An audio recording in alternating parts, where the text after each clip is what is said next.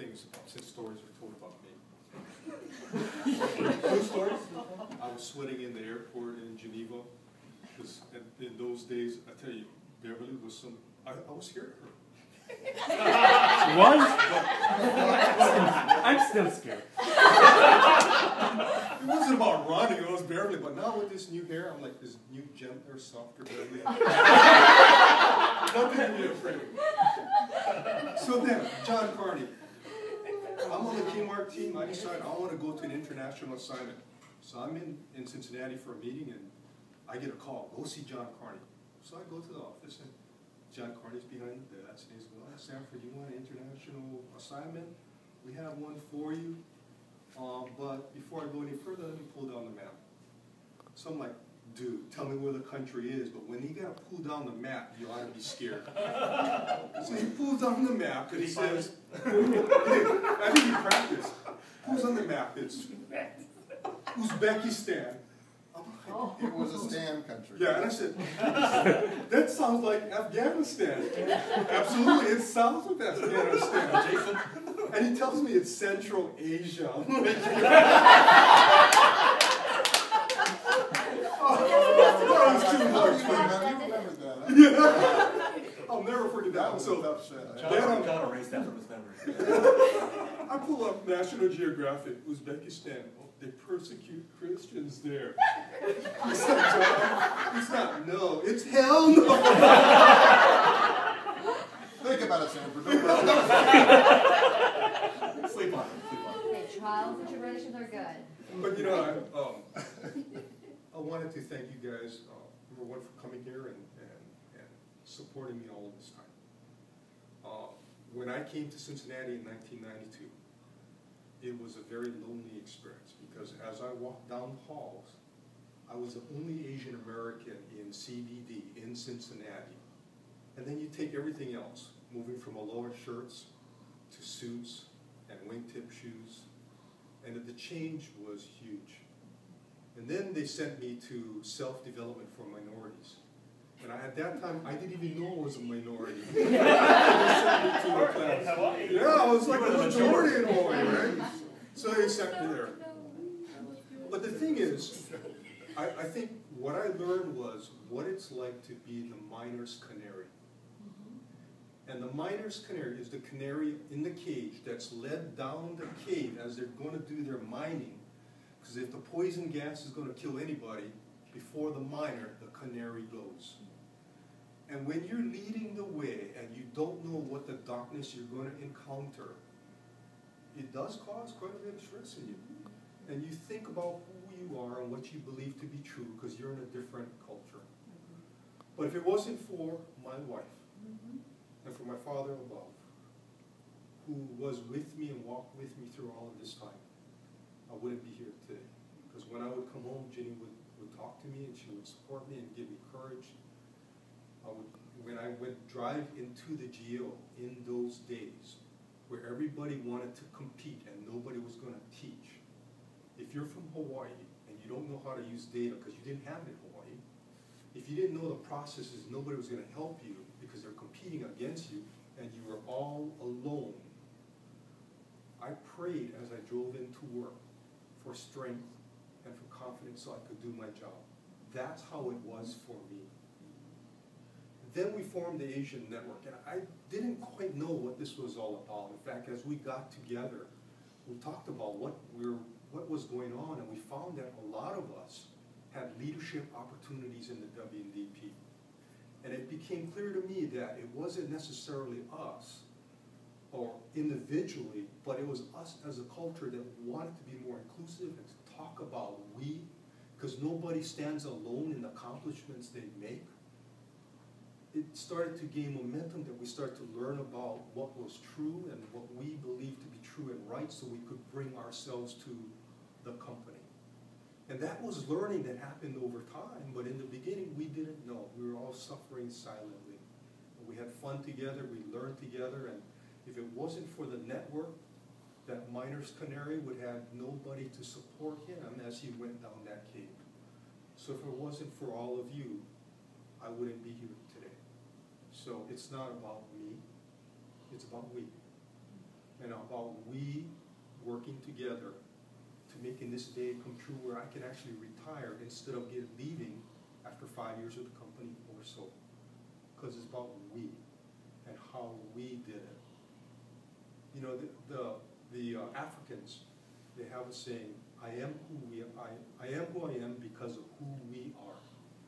And it describes the culture of Ubuntu, which Nelson Mandela and Desmond Tutu brought to apartheid. I am who I am because of who we are is about the leader feeling full responsibility of what he belongs to and what the group does to support the leader or support the group. I am who I am because of who we are. I am better because of you. My best has become better because all of you taught me so much. Beverly, John, Monica, it was Jim Hurley in the early days. It was Lee Merritt because I learned so much because I didn't know where to go. There were no role models for Asian Americans. And I thank God that people like Lee and Jim Hurley in the early days were there to teach me and to help me see things that I couldn't see.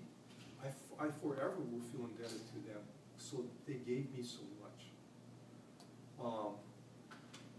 Martin Luther King, he said the arc of the moral universe is long, but it bends towards justice. Barack Obama says it bends towards justice because we make it so. We make it so, you, and you. We make the wrong right. We make neutral better because of what we believe to be true. And it's the networks and the communities like ours that makes the company stronger, that makes it not just about data and facts and analytics, about what is the magic of people, what can they bring that's over and above what normally is available or true. We make it so. And I'm just so thankful just to hear from you guys. You know, so many people touch me. All it was giving it back to you. The gifts to me were given back to you. My only ask is that you carry it forward so that this company becomes stronger, our communities become better, and our world becomes more healing and more whole.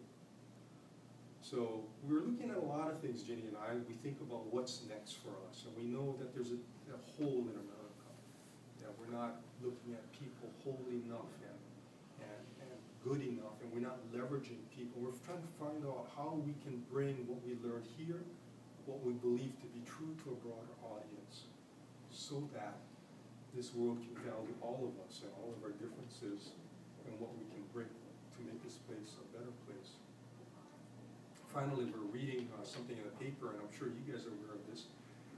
The Urban League has another African proverb, and that proverb is, until the lion has his own historian, tales of the hunt will always glorify the hunter. And now we have a historian, somebody that can help break through the new ground, and we don't know who's next. But this was a significant accomplishment in getting an Asian American director. So I thank everybody for the support of making that true, of bringing that talent to the foreground, so that the tales of the hunt will not just glorify the hunter. So all of these things are right, and it's really up to us to make this company, make this world a better place. You guys have all touched me. You've touched my family, because what I learned from you, I took home. And my hope is that we'll continue to do this so that there will be a culture of abundance. And there's so much to share, we don't have to fight for the scraps. So thank you for everything. This has been an amazing career, 27 years. I learned a lot, and yes, there was a lot of pain. My daughter watched the hospice woman come into our house when my father was dying. And Chris was there too. And the nights that I spent with my dad, watching him get weaker and wanting to go home. And my daughter came to me, she says, Dad, I wish I spent more time with Grandpa. I wish I paid attention more when we had dinner with him. And I said, honey, the way that you heal your pain is to make it your purpose. And when you make it your purpose, because it's full of passion, and mine is about people, you heal yourself and you create healing elsewhere. So that's my hope for you. God gives you the pain for purpose. And He's saying, use it. Get stronger from it and use it so that other people don't have to go through the same things you did. And that's the only way I can make sense of being a miner's canary. Why did this happen? What did I learn from it? What were the gifts that were given to me? And who are the people that gave it to me? How do we give it back? Right? So that's my hope for you, to turn that pain into your passion, your purpose. It's going to be full of passion, and to make this place a better place. We got so much to offer as Asian Americans. We've got so much to offer, and it still hasn't come to play yet. We made progress, but there's so much more. Okay? Thank you for all these gifts you guys gave me. It makes me, it humbles me.